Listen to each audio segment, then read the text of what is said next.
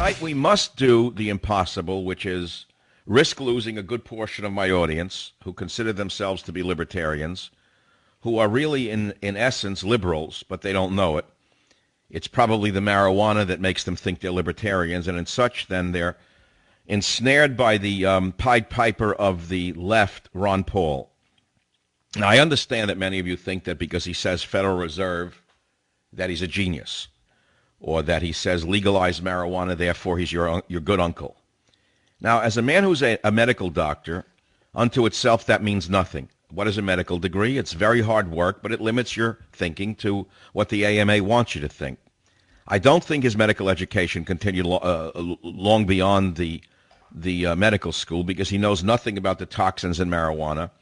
He makes no issue of the fact that marijuana is a gateway drug and a very dangerous one at that, and that the toxins in marijuana exceed the toxins in cigarette smoke. Instead, like the fool he apparently is and thinks he isn't, he says marijuana should be legalized.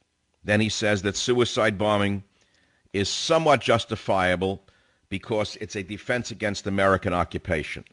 Then Paul, the lunatic, goes on and says Osama bin Laden had a point. Then he goes on and says that all the attacks against the West are because of the occupation of the West Bank.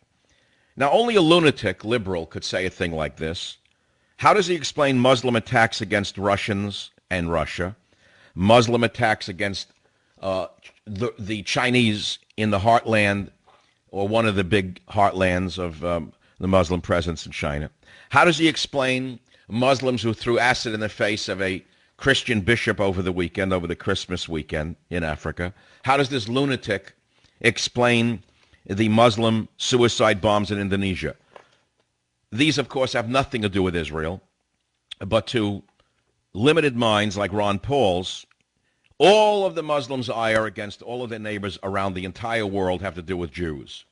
So what does that lead you to believe about Ron Paul? Well, certainly you can't say the word anti-Semite because immediately his defenders will say he's not an anti-Semite, he's just anti-Zionist. Well, let me remind you of something. You certainly can be an anti-Zionist and not be an anti-Semite. It doesn't matter to me whether you like Jews or hate Jews. It doesn't matter to me at all. It's your decision. People inherently have hatreds and likes. What matters to me is that he's a loose cannon that is set to explode on the world stage, and it's not good for the survival of the United States of America. And I'll explain why as the show evolves. The fact of the matter is, U.S. presidential hopeful Ron Paul opposes all foreign aid, all of it, and believes that American support for Israel was a main cause of 9/11 terror attacks. Okay? So let's begin with one of his former aides, Eric Dondero, who worked for Ron Paul, and listen to what he has to say in clips 1 and 2. He was ranting and raving. I mean, he honestly believed that that Muhammad Atta had nothing to do with this, or was at least a pawn of the CIA, or it wasn't Islamic terrorists that attacked us. That somehow, some way, the CIA was behind it, and he ran it to me personally. He ran it to Tom Lazzardo, the chief of staff, and I got to tell you that our district staff, we had our jaws dropped. We were like, I cannot believe this. This is a guy we work for. He thinks that Israel is just a burden on the U.S. taxpayer, and that it's more trouble than it's worth. And he sides with the Palestinians. I mean, he thinks that they're justified in not only taking over the West Bank and Gaza, but just in all of Israel. Okay, that's one of his former workers. You could say it's sour grapes. Let's not jump on the poor doctor, Ron Paul. You can draw any conclusion you would like. You may even agree with him. Maybe you agree that Israel should be thrown overboard and thrown under the bus, and the second Holocaust wouldn't bother you either. After all, it doesn't affect you. Why not? I mean, you can think anything you want. After all, when you have a so-called Republican saying it, what do you conclude about Republicans? He has destroyed the brand, which was already weakened and damaged. And let me put it to you another way. If the Obama team wanted to invent a candidate who would make Obama look good, even though Obama is the first communist president we've ever had, he's a crypto-communist, incidentally.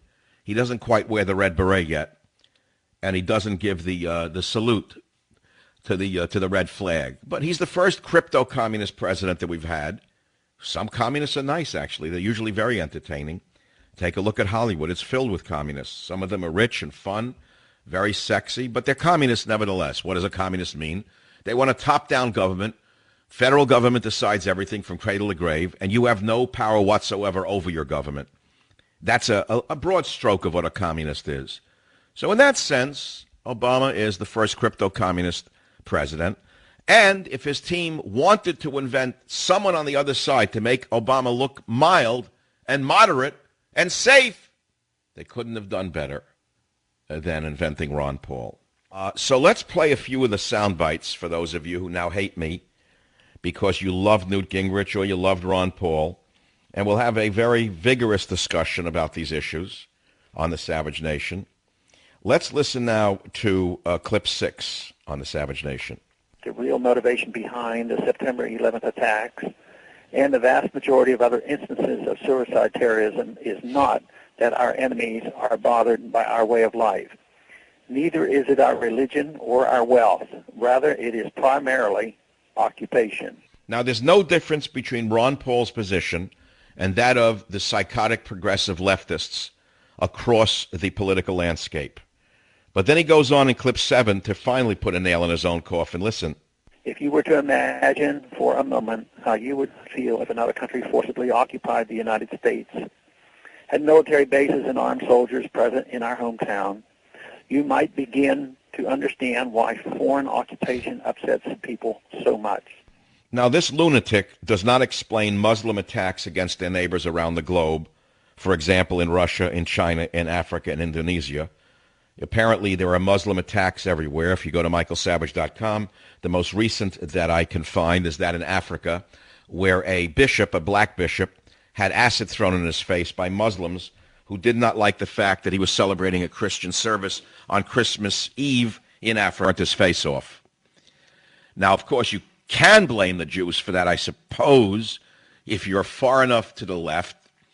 However, if you're posing as a rational libertarian who only wants to shrink government, it wouldn't be clever of you to blame the Jews for that attack, but somehow you could stretch that to foreign occupation. In some way, I suppose. I'll be right back. Osama bin Laden referred to us as crusaders with a religious agenda to convert Muslims, westernize their culture, and take control of their resources. If we had targeted our response to only the thugs and criminals who attacked us and refrained from invading countries that had nothing to do with it, this characterization would seem less plausible to the desperate and displaced. Blaming Islam alone is grossly misleading. Well, that's Ron Paul. What the poor doctor doesn't seem to understand, perhaps it's senility setting in at an earlier age than expected, is that there's a big difference between knowing your enemy, as he apparently does, and overtly sympathizing with Osama bin Laden, who is now dead, thank God. He doesn't know the difference between knowing your enemy and sympathizing with your enemy. And, of course, that shows a lack of judgment, and he's not capable of being commander-in-chief or leading this great nation. Well, I know Ron Paul presents himself as a twinkly-eyed, friendly, kind of roguish, a nice old guy who would be fun to have as president. But if you actually listen to this man, he would destroy U.S. interests around the world and wreck us as a leading light of democracy. I mean, we talk about Obama abandoning our allies. What the heck do you think Ron Paul would do, given his isolationism? You know, this is the part that bothers me, is that all of these fools who claim to be conservatives, they complain about Obama left and right when Ron Paul's policies are Obama's policies on steroids. In other words, everything that Obama would like to do but doesn't dare to do because he would be seen as an extremist, Ron Paul is saying he would do. He legalized marijuana. Obama probably would like to do that because most of the leftists are potheads. Just take a look at what passes for art in this country. Most of the fact of the matter, when I say liberalism is a mental disorder, it's primarily because of drug usage. Ron Paul would legalize drugs and create more mental disorder than you can ever imagine. He would abandon our allies. He would, of course, shrink government, but is that necessarily the be-all and end-all of any candidate's essence? You mean just shrink government? That's it. That's all you need to do, shrink government. See, this is again stupidity. Shrink government. That's the new watchword of the head-in-the-sand conservative. Shrink government, shrink government, shrink government. Easy to digest. We are broke. Of course we're broke.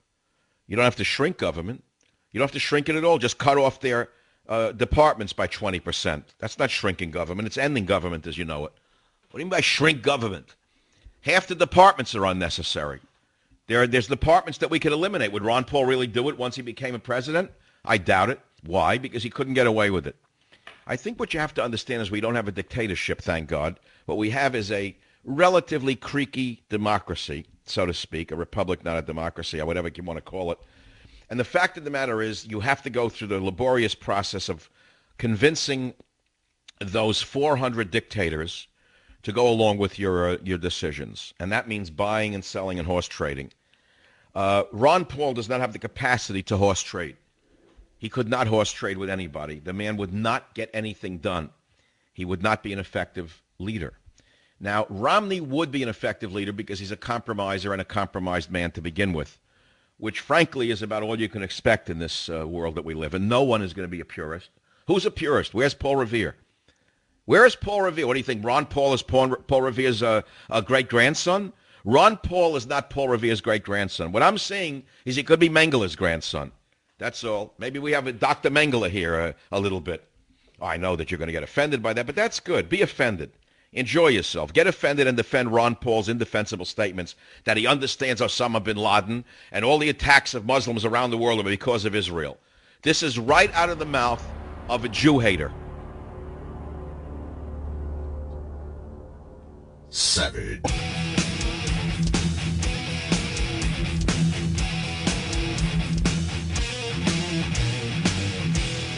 Just think of how many nuclear weapons surround Iran. The Chinese are there, the Indians are there, the Pakistanis are there, the Israelis are there, the United States is there. All these countries. China has nuclear weapons. Why wouldn't it be natural that they might want a weapon? There'd be, internationally, they'd be given more respect. That's Ron Paul again, sympathizing with Iran. So as I said to you, there's a big difference in knowing how your enemy thinks and then becoming a sympathizer with your enemy. In that sense, the man is crazy. I think he's a lunatic. Personally, I think he's insane. Incidentally, I've watched him. I thought he was nuts. Just his delivery looks crazy to me. But the problem here is that he's not totally crazy. He has no barriers between identifying with how the enemy thinks, which is a very important part of intelligence, and then going over to the other side and saying, I agree with them in essence. That's not a commander-in-chief. That sort of a professor could tell you that, well, we could see why Iran would want a nuclear weapon, you know. Everyone has one. Why not let them have one, too? There's a big difference between having one and using one. Iran has been saying for years now, the minute we get it, we'll wipe Israel off the map, and then we'll go to Europe with it. Go check out the reality of it, schmuck. Never heard Russia say, in modern times, we're just going to use our nukes. Or China, we'll use our nukes, wipe someone off the map. Ahmadinejad, the Hitler of our time, has repeatedly said, the minute they get a nuke, they're going to use it. And I believe him. I absolutely believe him. So therefore, he can't have a nuke. It would start World War III because Israel's not going to let it happen. The descendants of the survivors of Auschwitz are not going to roll over because a crackpot doctor from the Middle West wants them to disappear. He's just a flea on the hide of the world stage.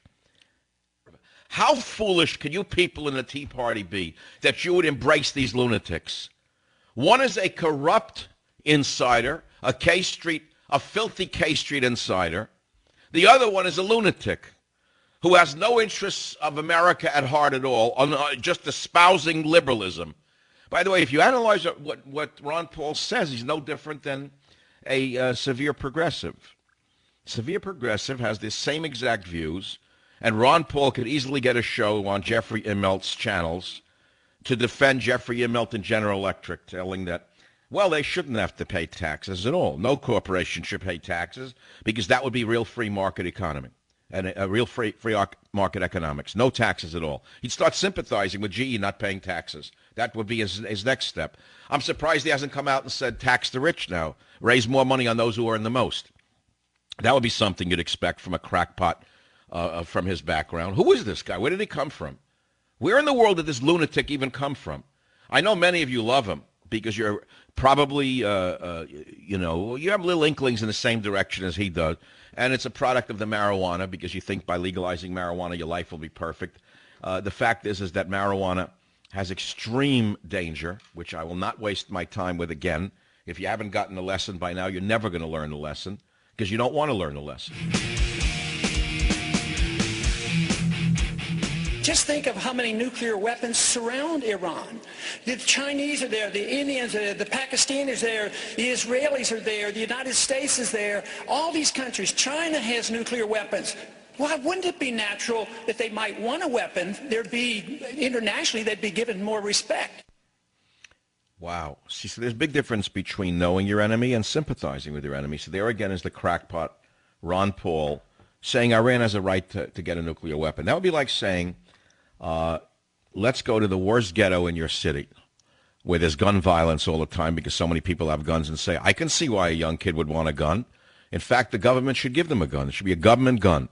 Along with the government welfare, there should be a gun sent with the cheese for every inner city youth.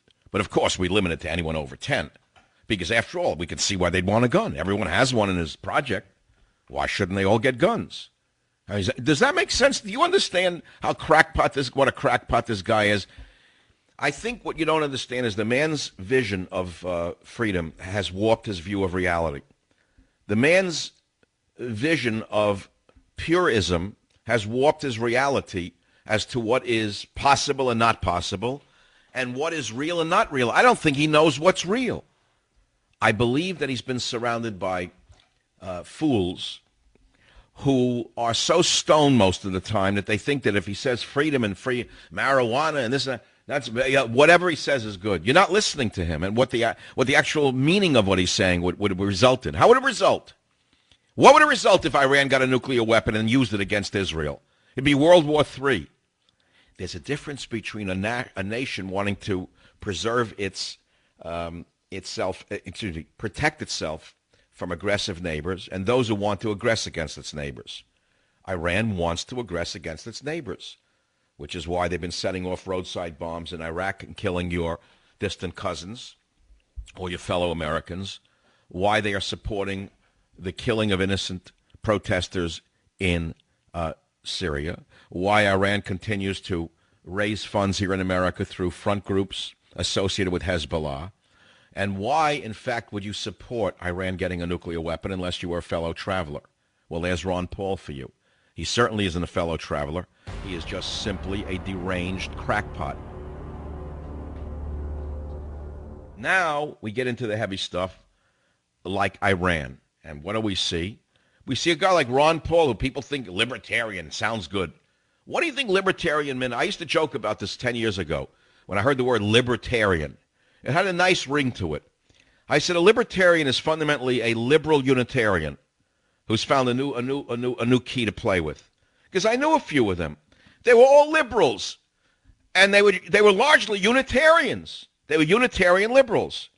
So what's a libertarian? Oh, well, it means leave me alone. Do not tread on me. Doesn't mean that at all. It's a catchphrase. It can mean anything you want or nothing. That's all. What does it actually mean, libertarian? What does it mean? Tell me what it means. Smaller government. Sounds good on paper. Well, what part of government do you mean should be smaller? The U.S. military? Well, that's Ron Paul. He'd like no military. That's all. No military. That's smaller. Shrink the military down to zero. Does personal freedom mean Muslims should be allowed to wear hijabs in the military? Well, Ron Paul would say, yes, it's their religion. Well, he'd be agreeing then with Obama, who just permitted hijabs to be worn in the military now. That's all. That's the next step, because who pressured Obama to let hijabs in the military? It was none other than the disgraced Council on American Islamic Relations, CAIR. But that wouldn't stop Ron Paul, because he would say it's personal freedom. And if a Christian could wear a cross, why shouldn't they be able to wear a headscarf? Why not? See, this is how it works. So what do you mean by personal freedom? Where does it begin and where does it end? Mickey Mouse, Donald Duck, Ron Paul, go ahead, believe it, but he can't win. The descendants of the survivors of Auschwitz are not going to roll over because a crackpot doctor from the Middle West wants them to disappear. He's just a flea on the hide of the world stage. Well, there's Ron Paul for you. He certainly isn't a fellow traveler. He is just simply a deranged crackpot. Savage.